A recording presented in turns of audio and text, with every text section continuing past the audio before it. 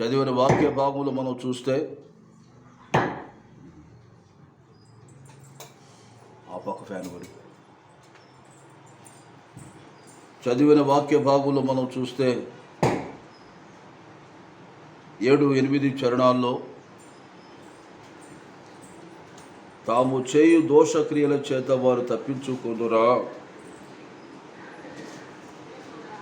దేవా కోపము చేత జన్మలను అణగొట్టుము, నా సంచారమును నీవు లెక్కించి ఉన్నావు, నా కన్నీటి గుడిలో ఉంచబడి ఉన్నవి, అవి నీ కవిలో కనబడును కదా అని తెలియచేస్తూ ఉన్నా. ఎందుకంటే దావీదు ఈ వాక్య భాగం రాసినప్పుడు ఇటేమో రాజైన సౌలు తరుగుతూ ఉన్నాడు, అటు చూస్తే శత్రువులు ఫిలిష్తీయులు గొలియాతును 6 మూల జానగల గొలియాతును సంహరించి ఇశ్రాయేలు ప్రజలకు జయము చేకూర్చున్నటువంటి స్థితిలో ఉన్నప్పుడు అక్కడ ఉన్నవారు ఫిలిష్తీయులేమో ఈయన మన గొలియాతును చంపిన వాడని వారు గుర్తించారు. ఇక్కడేమో గొలియాతును చంపిన దాన్ని బట్టి 10,000 కొలది దావీదు కని పాడినప్పుడు ఇటు సౌలు తరుగుతున్నాడు. ఇటువంటి భయంకర పరిస్థితిలో ఉన్నప్పుడు రాసిన కీర్తన ఇది. తన మీదకి వచ్చుచున్నప్పుడు పరిస్థితి తెలియజేస్తూ అక్కడ అంటాడు, తాము చేయు దోషక్రియల చేత వారు తప్పించుకుందురా, దేవా కోపము చేత జనములను అణగొట్టు అంటాడు. వారు దోషక్రియలు తప్పించుకోలేదు కనుక దేవా నీవే నాకు దిక్కు, వారిని అణగొట్టాయని అంటూ అక్కడ రాస్తాడు. నా సంచారమును నీవు లెక్కించి ఉన్నావు అంటాడు.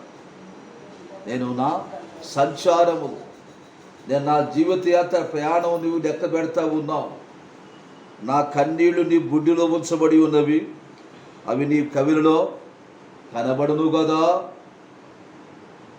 నేను ఏడ్చుకుంటూ నేను చేసిన పాపమేమి, నేను చేసిన దోషమేందయ్యా, నాకెందుకు ఈ పరిస్థితి ఏర్పడింది, నాకెందుకు ఈ కన్నీరు,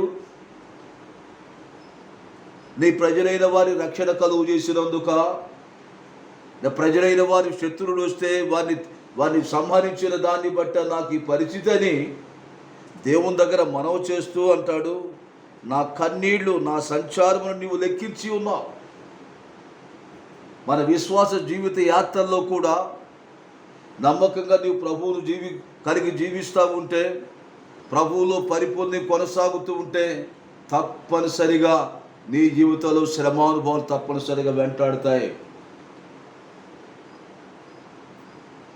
నీవు సరైన రీతిగా మరి దేవుల్లో నీవు సంపూర్ణ కొనసాగకపోతే ఏమి లేవు, నీకు అన్ని అనుకూలంగా జరుగుతూ ఉంటాయి. నీవు లోకాశలు శరీరాశలు బట్టి నీవు జీవిస్తూ ఉన్నప్పుడు నీ జీవితంలో ఏం జరుగుతుందో తెలుసా, నీకేమి ఇబ్బంది ఉండవు. దుష్టులందరూ క్షేమంగా ఉంటారు, సుఖంగా ఉంటారు, సంతోషంగా ఉంటారు, సౌఖ్యంగా ఉంటారు. భక్తిహీనులు ఎంత ఉన్నతమైన స్థితిలో ఉంటారో తెలుసా. చూడ మాట లేఖనాల్లో చూస్తే యోబు గ్రంథం 21వ అధ్యాయంలో చూస్తే, యోబు గ్రంథం 21వ అధ్యాయం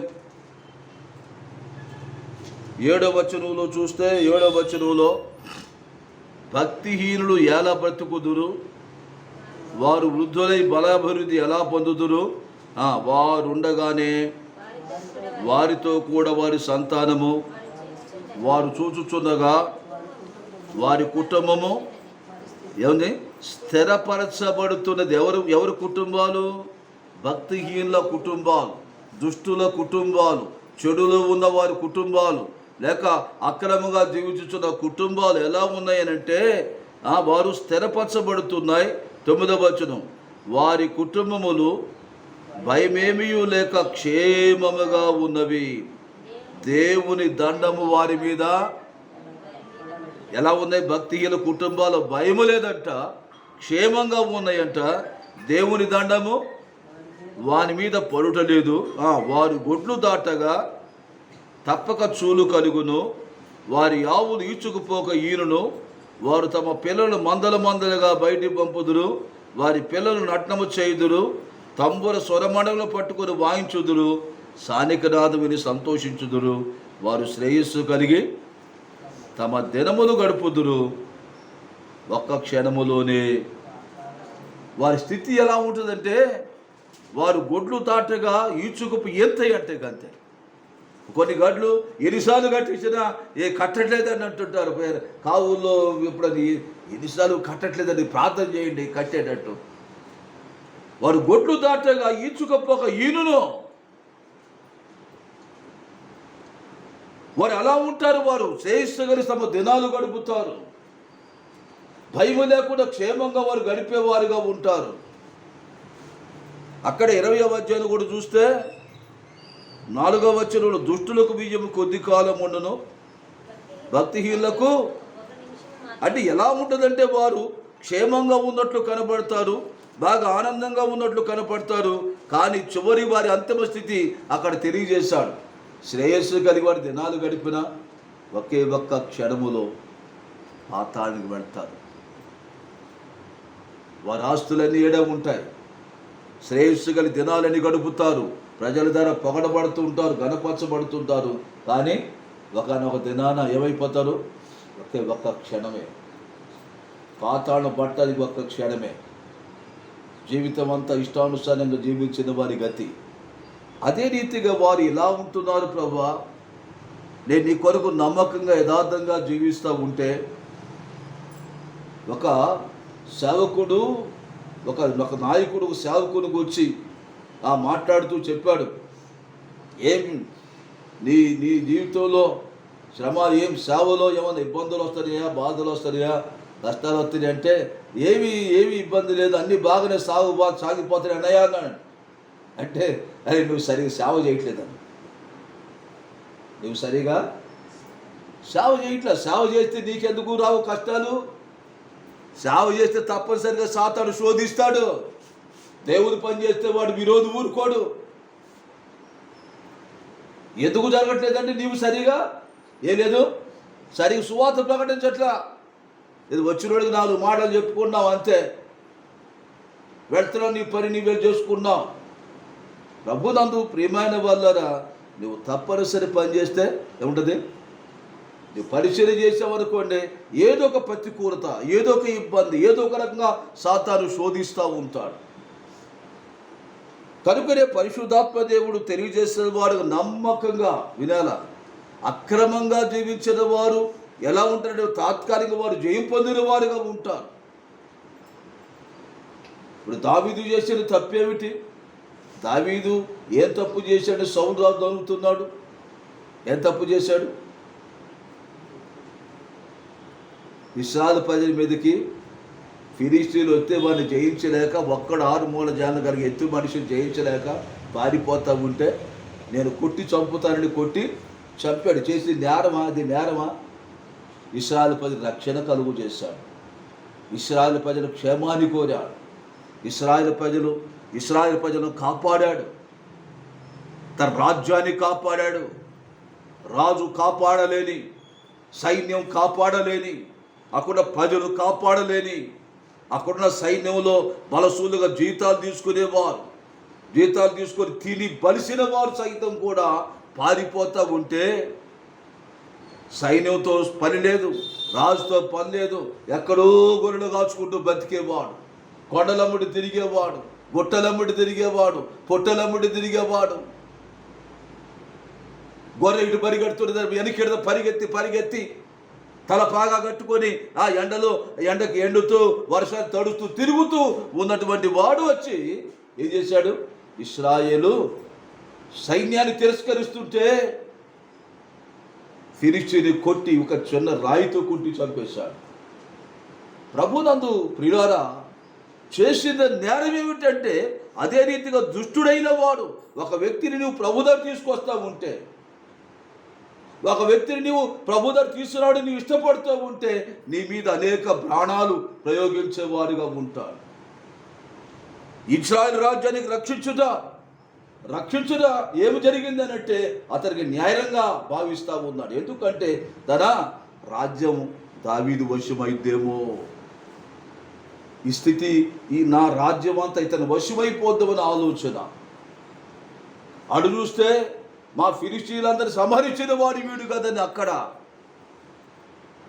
అన్ని ప్రతికూల పరిస్థితులు మా వినాల ప్రభువును నీవు పరిపూర్ణంగా నీవు అంగీకరి కొనసాగే వారిగా ఉన్నప్పుడు ఎప్పుడూ కూడా మన జీవితాల్లో ప్రార్థన కన్నీరు ఉండాలి. ఇటు ఇంటిలో శోధన, అటు బయట వారి ద్వారా శోధన, అటు పనిచేసే పరిసరాల శోధన, ఎన్నో రకాల శోధిస్తావు. నువ్వు నమ్మకంగా దేవుల్లో కొనసాగినప్పుడే. నువ్వు అంత రాజీ పడ్డావు అనుకో భర్తతో, నువ్వు ప్రార్థన పోకుండా మెలకున్నావు అనుకో, ఏమి లేదు, నీకు బాధే లేదు. నీకు ఎవరు ఏమనరు, అన్నిటికి రాజీ పడిపోతాం. అనేక విషయాలు మనం రాజీ పడితే ఎలా ఉంటుంది? రాజీ పడితే బాధే లేదు, అవునా? పోవద్దని అంటే పోకపోతే అట్ట అంటే పడతాడు. నేను పోవాల్సింది అంటే ఇంకో దెబ్బ పడుద్ది. అంటే రాజీపోయి ఇంకో పోవద్దు అని అంటే ఆగిపోయామనుకో ఏమి జరుగుద్ది అంటే అత్త మాట ఎన్నాళ్ళకు వరకు చెప్తారు. అసలు ఇటువంటి ఆటంకాలు, అభ్యంతరాలు మన జీవితంలో వచ్చినప్పుడు అగ్నిగుండం లేస్తారు. దేవుని సేవిస్తే నేను నిలబెట్టిన దాన్ని సేవించాలన్నాడు నెబుకద్నెజరు. మాట అన్నారు నిజండి అని అంటే శద్రకు మేషకు అబేద్నెగోలు ఏం చేశారు? రాజీ పడితే అగ్నిలో వేసేవాళ్ళ? వినాలి. రాజీ పడితే అగ్నిలో వేస్తారా? మరి రాజీ పడకుండా ఏమన్నాడు? నీ ప్రతిమకు మొక్కం. రాజు మాట విని రాజునే సేవిస్తూ దేవుని సేవించుకుంటుంటే, దేవుని సేవించుకుని సింహాల బోన్లో పడవేయమన్నారు. దేవుని సేవిస్తే సింహాల బోన్లు పడవేస్తూ ఉన్నారు. రాజీ పెడితే సింహాల బోన్లు పడేసేవారే కాదు. వినాలా? కానీ ప్రభు అయిన దేవుని యొక్క శక్తి సామర్థ్యాలు కనపరచడానికి, తన బిడ్డలైన వారు దేవుని మహింపరిచే వారుగా ఉండడానికి వారు చేసిన కార్యాలు చూస్తే, వారు చేసిన త్యాగం చూస్తే, వారు చేసిన ప్రాణత్యాగం, అగ్నిలో పడి కాలిపోవటానికి ఇష్టపడ్డారు. కానీ ప్రజలందరూ విభ్రాంతితో చూస్తూ ఉన్నారు. రాజాజ్ఞను ధిక్కరించేవారు వీడేందిరా, ఇంత గొప్ప రాజ్యం, ఈ రాజు ఎంతవంటి క్రూరుడైన రాజే, ఈ రాజుకు వ్యతిరేకంగా ఈ శత్రుకు మేషకు అబేద్నెగోలు నిలవబట్టం ఏంటి? వీడు సావు మూడిందిరా. జనం ఏమనుకుంటారు? సావు మూడిందిరా అనుకుంటారు. అంతేనా? సావు మూడిందిరా. ఆయనకి రాజాజ్ఞని ధిక్కరించి నిలబడి ఏంటి ధైర్యం? ఈ దేవుడు ఏడ కాపాడు? మేము ఏమించండి దేవుని, మేము ఆరాధించలేదు దేవుని, మేము కనపరచలేదు దేవుని, మేము సేవించే దేవుని కంటే ఈ దేవుడు గొప్పవాడా? మేము ఆరాధించే దేవుని కంటే ఈయన సేవించేవాడు గొప్పవాడా? మతి లేకుండా బుద్ధి లేనివాడు అని ఎంతోమంది అని ఉంటాడు అక్కడ. మా వినాల, ఎన్నైనా దేవుని కొరకు నిలవబడితే శ్రమ తప్పదు. ఇది జాగ్రత్తగా వినాలి. అక్కడ అడవలేదు కానీ వారు ఇక్కడ దావీదైతే ఒంటరిగా ఉండి ఏడుస్తూ ఉన్నా. నా సంచారములన్నీ నీవు చూస్తూ ఉన్నాయా? చూడండి లేఖనాల్లో మనం అన్ని మన స్థితి అంతా దేవుడు చూస్తాం. 139వ కీర్తన 139వ కీర్తన 3వ చరణం చూడండి. 3వ చరణం. నా నడకను నా పడకను నీవు పరిశీలన చేసి ఉన్నావు. కనుక ఇక్కడ అంటాడు, నా సంచారములన్నీ నీవు లెక్కిస్తూ ఉన్నావు. నా నడక నా పడక ఏం చేస్తున్నావు?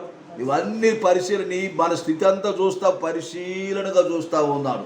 మన నడిచేది, మన పరిగెత్తేది, మన చేసేది, మనం ఏమి చేస్తున్నావో, మనం దేవుని కొరకు నమ్మకంగా జీవించినప్పుడు శత్రువును సంహరించి, వినాలా, శత్రువును సంహరించి తన ప్రజలను కాపాడేటువంటి దావీదుకు వచ్చిన పరిస్థితిని దేవుడు గమనిస్తూ ఉన్నాడు. తన ప్రజలు రక్షించబడ్డారు.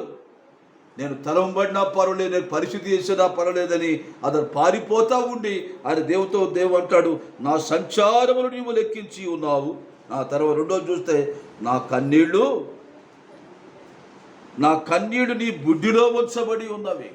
మా వినా ఏమంటాడు? నాకంటే ఏమిటి? ఆయన ఈ బాధపడుతూ ప్రయాణం చేస్తున్నప్పటికీ కూడా ఏం చేస్తూ ఉన్నాడు? నా కన్నీళ్లు ఏం చేస్తా ఉన్నాడు? కన్నీరు కారుతా వచ్చి శ్రమలు బాధలు ఇటు తరుముతుంటే అటేమో బంధించబోతూ ఉంటే ఏడ్చి ఏడ్చి ఏడ్చి ఏడ్చి ఏడ్చి దిక్కులేని వాడుగా ఆదరించేవారు లేక ఏడ్చి ఏడ్చి చూస్తూ ఉంటే ఇక్కడ అంటాడు, నా కన్నీళ్లు నీ బుడ్డిలో ఉంచబడి ఉన్నవి. ప్రభునందు ప్రియమైన వాళ్ళారా, ప్రభైన దేవుడితో అంటూ ఉన్నాడు. తర్వాత నవి నీ కవిలో కనబడును కదా. మనం దేవుని కొరకు నమ్మకంగా జీవిస్తూ ఉంటే తప్పనిసరిగా వినాల. లోకంలో జీవిస్తూ వచ్చే శ్రమలు గురించి, లోకంలో వచ్చే చేయరాని పనులు చేసి చేయకూడని నడక నడిచి ప్రవర్తన చేసి వచ్చే శ్రమను బట్టి కాదు. మరి చూడండి జాగ్రత్తగా, ఏదో చేయరాని కార్యాలు చేసి వచ్చే శ్రమ అది నీవుగా రప్పించుకున్నది, అది నీవుగా కల్పించుకున్నది. దేవుని కొరకు నీవు నమ్మకంగా జీవిస్తూ ఉంటే, దేవుని కొరకు యథార్థంగా దేవుని పవిత్రతను కాపాడుకుంటూ, పరిశుద్ధతను కాపాడుకుంటూ, యథార్థతను కాపాడుకుంటూ నీ జీవితాన్ని కొనసాగించు నీవున్నప్పుడు వచ్చే శ్రమ అంతటి ప్రభువైన దేవుడు చూస్తూ ఉంటాడు. ఆయన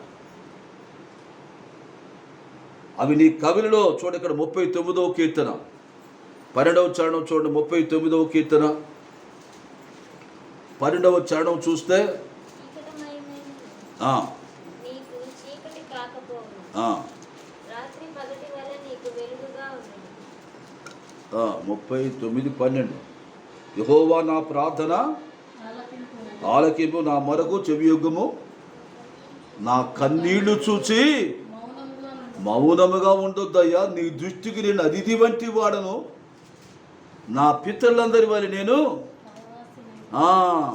పరవాస్యుడై ఉన్నాను. నేను వెళ్ళిపోయి లేకపోక మునుపు నేను తెప్పరినట్లు నన్ను కోపముతో చూడొద్దని దేవుని దగ్గర మనవి చేసిన కన్నీళ్లు చూడు. ఇంకా చూస్తే అక్కడ లేఖనాల్లో 2వ రాజుల గ్రంథం 25వ వచనం చూడండి. 2వ రాజుల గ్రంథం 25లో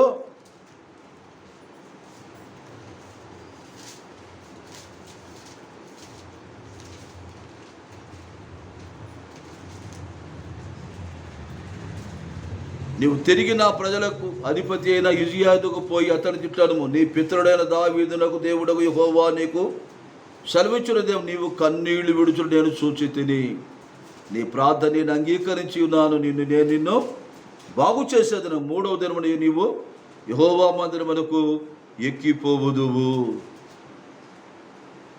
హిజ్కియా నీవు మానమవుచున్నావు, బ్రతుకు అని ప్రభువైన దేవుడు సెలవిస్తే గోడ వైపు తిప్పుకొని నేను నీ సంధిలో నేనట్టు నడుచుకున్నాను. అక్కడ చూడండి, అక్కడ 3వ వచనం అదే 23లో లేక 2లో, అతడు తన ముఖము గోడ తట్టు తిప్పుకొని యెహోవా యథార్థ హృదయుడనై సత్యముతో నీ సరిది నేనెట్లు నడుచుకుంటునో, నీ దృష్టికి అనుకూలముగా సమస్త నేట్లు జరిగించుతున్నో కృపతో జ్ఞాపకము చేసుకొని మరి హిజ్కియా కన్నీళ్లు విడుచుచు యెహోవాను ప్రార్థించను. Praise the lord. తను చేసిన పనేమిటి? నువ్వు మరణమవుచున్నావు, నువ్వు బ్రతకవు, నీ ఇల్లు చక్కబెట్టుకోమని దేవుడు తెలియచేసిన వాడుగా ఉంటే హిజ్కియా చేసిన పనేమిటని గోడ తట్టు ముఖం తిప్పుకొని అక్కడ అంటాడు, యెహోవా యథార్థంగా నీ ఎడల యథార్థ హృదయుడున్నాయి. చూడండి 2, సత్యముతో నీ సన్నిధిని నేనెట్లు నడుచుకుంటునో, నీ దృష్టికి అనుకూలముగా సమస్తం నేను ఇట్లు జరిగించుతునో కృపతో జ్ఞాపకం చేసి నేను ఎలా యథార్థంగా ఉన్నా, సత్యంగా ఉన్నా, నీ మార్గమును అనుసరించా, నీతిగా ప్రవర్తించా, ఇవన్నీ దృష్టించు ప్రభువాని కన్నీళ్లు విడిస్తే అక్కడ దేవుడు అంటాడు, హిజ్కియా కన్నీరు విడుచురా నేను చూచాను. నువ్వు బాగుపడతావు, 15 సంవత్సరాలు ఆయుష్యునికి ఇచ్చాను. Praise the Lord. కనుక దేవుని ఎడల యథార్థంగా జీవించు వారి విషయంలో వచ్చే శ్రమ లేక బాధ వ్యాధి కావచ్చు, ఏదైనా దేవుడు కనికరించి మరలా నీ కన్నీటిని దేవుడు చూస్తాడు తప్పనిసరిగా. అక్కడ 3 విషయాలు చూస్తే అక్కడ 56వ కీర్తన 8వ చరణములో, నా సంచారం నీవు లెక్కించి ఉన్నావు, నా కన్నీడు నీ బుడిలో ఉంచబడవి, అవి నీ కవిలలో కనబడును కదా. ఒకటేసి అక్కడ కింద రాస్తా పుస్తకం అన్నమాట, కవిల దేవుని గ్రంథములు కనబడును కదా అంటాడు. వినాలా, దేవుని కొరకు నీవు నమ్మకంగా జీవిస్తున్న వచ్చే శ్రమ, బాధ, కష్ట నష్టాన్ని ప్రభు అయిన దేవుడు చూస్తూ ఉన్నాడు. ఆయన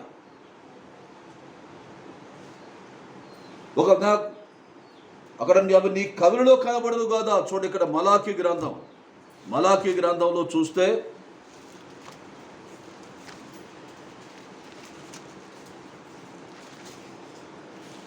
మలాకీ గ్రంథం 3వ అధ్యాయం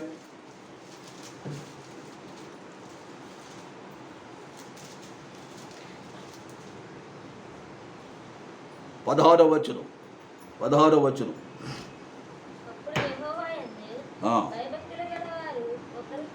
అప్పుడు యెహోవా యందు భయభక్తులు గలవారు ఒకరితో ఒకరు మాట్లాడుకొనుచుండగా యెహోవా చెవియొగ్గి ఆలకించెను. వినాల, ఒకరే భయభక్తులు గలవారంట. దేవుని నమ్మకంగా సేవించేవారు ఏం చేస్తూ ఉన్నారంటే ఒకరితో ఒకరు మాట్లాడుకొనుచున్నారు. ఏమని మాట్లాడుకున్నారు, ఎందుకు మాట్లాడుకున్నారంటే అక్కడ చూడండి 14-15 వచనాల్లో దేవుని సేవ చేయుట నిష్ఫలమనియు ఆయన ఆజ్ఞను గైకొని సైన్యములకు అధిపతి యెహోవా సన్నిధిని మనము దుఃఖాక్రాంతులుగా తిరుగుట వలన ప్రయోజనమేమనియు గర్విష్ఠులు ధన్యులగుదురనియు యెహోవాను శోధించు దుర్మార్గులు వర్ధిల్లుదురనియు వారు సంరక్షణ పొందుదురనియు. అంటే వినాల, భయభక్తులు గల వారు ఏమని చెప్పుకున్నారంటే అయ్యా మీ సేవ చేయుట నిష్ఫలం, మీ కొరకు జీవించడం నిష్ఫలం, మీ కొరకు ప్రయాసపడడం కూడా అది నిష్ఫలమని వారు చెప్పుకున్నారంటే. రెండోది, ఆజ్ఞలు గైకొని సైన్యములకు అధిపతి యెహోవా సన్నిధిని మనము దుఃఖాక్రాంతులుగా తిరగటం వల్ల ప్రయోజనం లేదని అనుకుంటారట.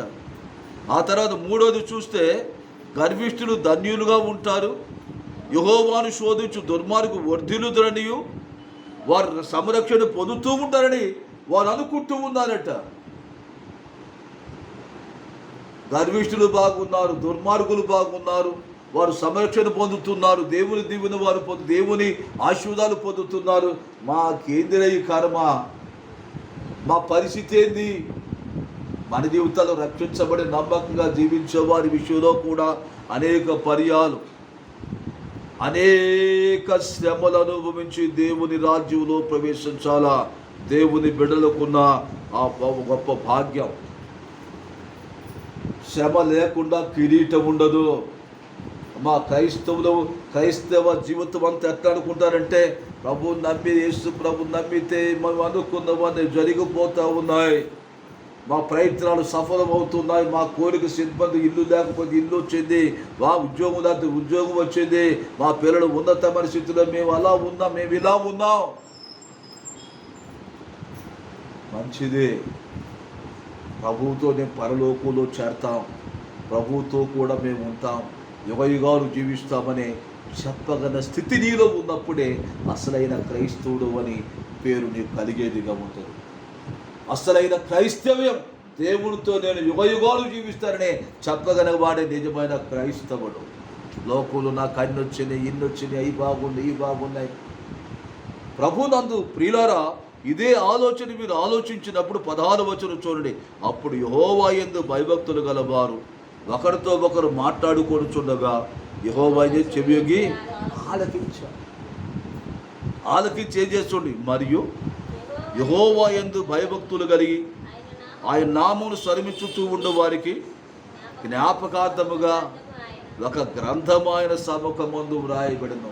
భయభక్తులు గారి వారి గ్రంథం అంట. వినాలమ్మా, ప్రభు కొరకు కన్నీరు సంచార దినాలు, నీ విశ్వాస జీవిత యాత్రలో నీవు పడిన పరిశుద్ధతను పవిత్రతను కాపాడుకొనుటకు శ్రమలు, బాధలు, కష్ట నష్టాలు నీ జీవితంలో వచ్చినా నీవు ప్రభు కొరకు నమ్మకంగా జీవించిన నీ జీవితం, ప్రభు కొరకు యథార్థంగా జీవించిన జీవితం, ప్రభు కొరకు శ్రమలను అనుభవిస్తూ బాధలైనా కష్టమైన కన్నీరైనా చీకు చింత లేకుండా నీవు దేవుని కొరకు నీవు జీవించినప్పుడు చూడండి, దేవుడు అన్యాయస్తుడు కాదు. అక్కడ భయభక్తులు కలిగి ఆయన నామను స్మరించుచుండు వారికి జ్ఞాపకార్థముగా ఒక గ్రంథం ఆయన సవక మందు వ్రాయబడ్డాయి అంట.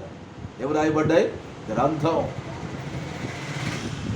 నీవు దృఢ నిజ విశ్వాసివిగా నీవు జీవించువారుగా ఉంటే నీ కొరకు గ్రంథములో నీ కొరకు రాయబడి ఉంటుంది. నా యందు భయభక్తులు కలిగి, అది యోబును గూర్చి దేవుడు సాక్ష్యం ఇచ్చినట్లుగా. ఓ అపవాది, నా సేవకుడు యోబు సంగతి నీవు చూచావా? అతని యథార్థవంతుడు, భయభక్తులు కలిగిన వాడు, చెడుతనమును విసర్జించిన వాడు. భూలోకులు అతని వంటి వాడు ఒక్కడు కూడా లేడు. గ్రంథంలో వ్రాయించి మనం ధ్యానం చేసుకొని మనం మేలు పొందులాగున ఇక్కడ కూడా భయభక్తులు కలిగిన వారి కొరకంట గ్రంథం రాయబడిందంట. చూడండి 17వ వచనం, నేను నియమింపబోవు దినము రాగా, వినాల, నేను నియమింపబోవు దినము రాగా వారు ఎవరు? వారు నావారు. రైతల చప్పట్లు కొడితేను, వారు నావారు. నా కొరకు శ్రమ పడిన వారు, నా కొరకు బాధపడిన వారు, నా కొరకు కష్టాలు కన్నీరు సంతోషంగా అనుభవించిన వారు, వారు నావారు. నా బిడ్డలు, నా వినాలి. ఒకరు తల్లిదండ్రులు ఎవరై ఈ మంచిగా పేరు ప్రఖ్యాతులు కానీ తెచ్చేవాడు చూసేమంటారు, వాడు మావోడయ్యా, వాడు మా అబ్బాయి. అదే విధంగా వాడు గొడవలు కొట్ల తెచ్చావనుకో ఏమంటారు చెప్పండి? ఏమంటారు? వాడు మావాడు, వాడు ఎప్పుడో చచ్చాడు, వాడెప్పుడో చచ్చుడి కింద లెక్కేసామంటాం. ప్రభు నందు ప్రియులారా, ప్రభు అయిన దేవుడు వినాలా, నీవు దేవుని కొరకు నమ్మకంగా జీవించే వారి కొరకు దేవుడు గ్రంథాన్ని రాస్తారంట. ఒక కవిల, నా బిడ్డలు వారు నావారు, నన్ను నమ్మినవారు, నన్ను సేవించేవారు, నన్ను నిండు మనసుతో ఆరాధించేవారు.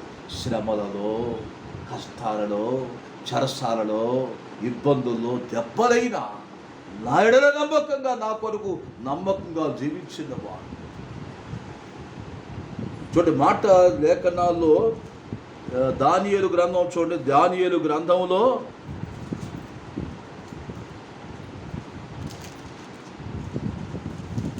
గ్రంథంలో రాజు అయిన నెబుకద్నెజరు అంటాడు, 3వ అధ్యాయంలో 27వ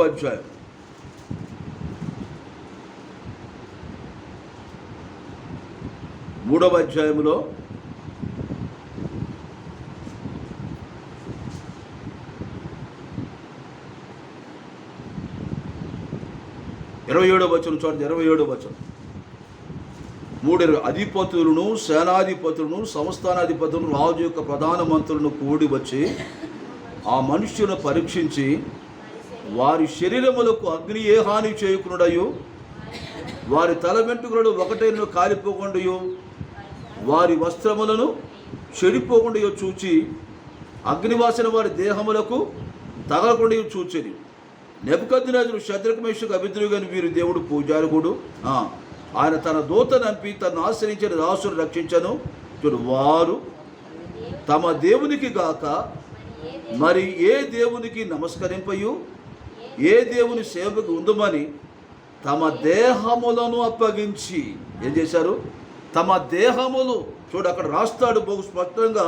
ఈ నెబుకద్నెజరు చెప్తూ ఉన్నాడు, వారు తమ దేవునికి కాక మరి ఏ దేవునికి నమస్కరింపకయు, ఏ దేవుని సేవింపకి ఉందమని తమ దేహములను అప్పగించి రాజు యొక్క ఆజ్ఞను వ్యర్థపరిచిరి. చప్పట్లు కొడి దేవుని మైపాడు. తమ దేవునికి కాక ఇంకెవరికి మేము సేవించాం. ఆ దేవుడు ఏమనుకున్నా? మా దేవుడు మండుచున్న వేడిమి గల అగ్ని కూడా రక్షించ సమర్థుడు. మా దేవుడు గొప్పవాడు అని వారు తెలియజేస్తూ చెప్పిన మాట, ఈ నెబుకద్నెజరు చెప్పిన మాట చూస్తే మరోసారి చదువుతున్నా చూడండి. 3వ లైను, 28వ వచనంలో 3వ లైను, ఆయన తన దూత నంపి తన ఆశని దాసును రక్షించను. వారు తమ దేవునికి కాక మరి ఏ దేవునికి నమస్కరింపకయు, ఏ దేవుని సేవింపకై ఉందమని తమ దేహములను అప్పగించి రాజు యొక్క ఆజ్ఞను వ్యక్తపరిచాడు. అది దేవుని కొరకు రాజాజ్ఞ గారు తమ దేహాలు అప్పగించుకున్నారంతే. ఏం చేశారు? తమ దేహానికి ఆజ్ఞకి అప్పగించుకున్నారు. ఆజ్ఞకు లోబడలా, చట్టానికి లోబడలా. రాజాజ్ఞకు మరణానికి మరణ భయం లేదు వారికి, మరణిస్తామని చింత లేదు వారికి. ఏమిటంటే తమ దేవుని కొరకు ప్రాణాలు సైతం అప్పగించడానికి, తమ దేవుని శక్తిని కనపరచాలని, తన దేవుని ప్రభావాన్ని కనపరచాలి. మా దేవుడు ఎటువంటి వాడో తెలుసా? మా దేవుడు సజీవుడు దేవుడు, మా దేవుడు మండుచున్న వేడిమి గల అగ్ని కూడా రక్షించ సముద్రాన్ని తెలియచేయటానికి తమ దేహాలు సైతం అప్పగించుకున్నారండి. రాయడా గ్రంథం? వారి కొరకు గ్రంథం రాయడా? నాకు ఇక్కడ ఇప్పుడే వాడు తుపాకి పట్టుకొని వచ్చాడు అనుకో, యేసు ప్రభు నమ్మితే అందరిని చంపుతాం, యేసు ప్రభు కాదు అన్నవాడే బతుకుతాడు అన్నాడు అనుకోండి. ఇక్కడ వినాల ఎంతమంది ఉంటాం? ఎంతమంది ఉంటాం? అయ్యో మాకు భర్త ఉన్నాడు, మాకు పిల్లలు ఉన్నారు, మాకు అయ్యి ఉన్నాయి, మాకు ఇవి ఉన్నాయి అని ఏం చేస్తాం? ఎవరు కాడే. ప్రభు నందు ప్రియులారా, ఏమిటంటే ప్రభు కొరకు తమ దేహం దేవుని కొరకు చనిపోవటానికైనా, దేవుని కొరకు కొట్టబడడానికైనా, దేవుని కొరకు హింసించబడడానికైనా, దేవుని కొరకు చావటానికైనా వారు తమ దేహమును అప్పగించుకున్నారని నెబుకద్నెజరు సాక్ష్యం ఇచ్చాడు. ఇక దేవుడు ఎంత సాక్ష్యం ఇస్తాడు? ప్రభు నందు ప్రియుల వారి కొరకు గ్రంథము రాయబడును. అక్కడ చూడండి, అక్కడ 17వ వచనంలో, నేను నియమింపబోవు దినము రాగా వారు నా వారెవరో మా వినాల దేవుని వారిగా జీవించాలి, దేవుని వారిగా బ్రతకాల. నువ్వు నమ్మి బాప్తీసం పొందావు, రక్షించబడ్డావు, మారు మనసు పొందావు, పాప క్షమాపణ పొందావు, ప్రభువుకు నమ్మకంగా జీవిస్తారని తీర్మానం చేసుకున్నావు. ఎక్కడ నీ తీర్మానం సరిగా ఉన్నదా? దేవుని దగ్గర నీవు ఒప్పుకున్నావు కదా. ఇప్పుడు బాధ దగ్గర తప్పుకుంటావా? కష్టము దగ్గర తప్పుకుంటావా? ఒక ఇబ్బంది దగ్గర తప్పుకుంటావా? దేవుని దీవెనని పొందుతూ ఉంటావు. ఆశీర్వాదాలని నాకే కావాలంటావు. దేవుని యొక్క దీవెనని నా మీద ప్రవహించాలి, నా మీద, నా కుటుంబాల మీద అంటావు. దేవుని నామములో శ్రమను సహించలేవా? ప్రభు నందు నీ కొరకు ఒక గ్రంథం, నీ కొరకు దేవుడు ఒక గ్రంథం, వారు నావారై, రెండోది నా స్వకీయ సంపాద్యమై ఉందురు. నేను సంపాదించుకున్నవారు, నేను ప్రాణం పెట్టి నా ప్రాణమును సిలువలో ధారపోసి మీరు కొనుక్కున్నాను, మీరు సంపాదించుకొని మీరు నావారు. ఎప్పుడు నియమింపబడిన దినం ప్రభు 7 ఏళ్ళలో శ్రమకాలంలో పెళ్లి అని రాబోతున్నప్పుడు, తీర్పులు నిలిచినప్పుడు వీరు నావారు, వీరు నా బిడ్డలు. అందుకే ఈ బల్ల తన ప్రాణాన్ని సిలువలో ధారపోసి మన కొరకు తన రక్తమిచ్చి కొనుక్కున్నాడు నిన్ను. నా స్వకీయ సంపాద్యం, నా రక్తమిచ్చి నేను కొన్నాను వారిని, నా రక్తాన్ని ధారపోసాను వారి కొరకు. ప్రభు నందు ప్రియమైన వారు నా స్వకీయ సంపాద్యం, వారు దేవుని సంపాదించుకున్న వారు. నమ్మి బాప్తీసం పొంది రక్షించబడ్డామని అంటే ప్రభు యేసుక్రీస్తు వారి ద్వారా వినాలమ్మా. ఆయన శిలువలో కాచిన రక్తదల నీవు కొనబడ్డావు.